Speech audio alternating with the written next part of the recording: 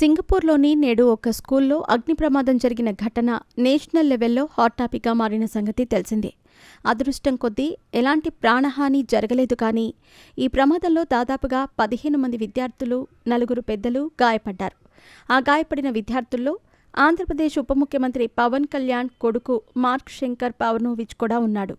ప్రస్తుతం అతని ఆరోగ్య పరిస్థితి బాగానే ఉంది. కాళ్లకు స్వల్ప గాయాలు అవటంతో చికిత్స చేస్తున్నారు.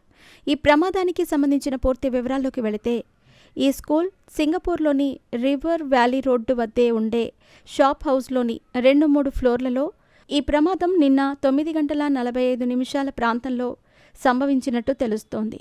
ప్రమాదం జరిగిందనే సమాచారం తెలుసుకున్న వెంటనే సింగపూర్ సివిల్ డిఫెన్స్ ఫోర్స్ సహాయ సహకారాలు అందించి పిల్లలను సురక్షితంగా కాపాడారు.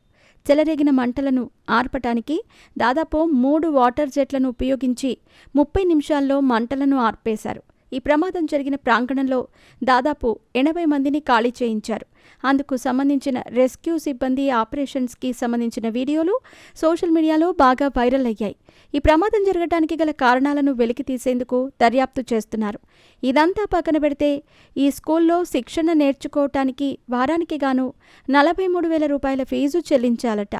అంత డబ్బులు చెల్లించేంత స్పెషల్ ఈ స్కూల్లో ఏముంది? అందులో ఏం నేర్పిస్తారు?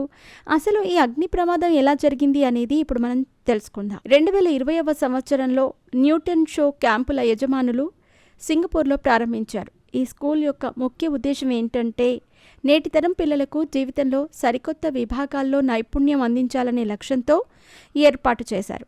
ఈ స్కూల్లో ఆహార తయారీకి సంబంధించిన వివిధ వంటగదులకు ఉపకరణాలు ఎలా ఉపయోగించాలి, కట్ చేయటం ఎలా, బేకింగ్ చేయటం ఎలా, వేయించటం, వడ్డించటం, ఆహారాన్ని తయారు చేయటం, ఆహారాన్ని నిల్వ చేయటం, ఇలా ఎన్నో అంశాల మీద పిల్లలకు శిక్షణ ఇస్తారు.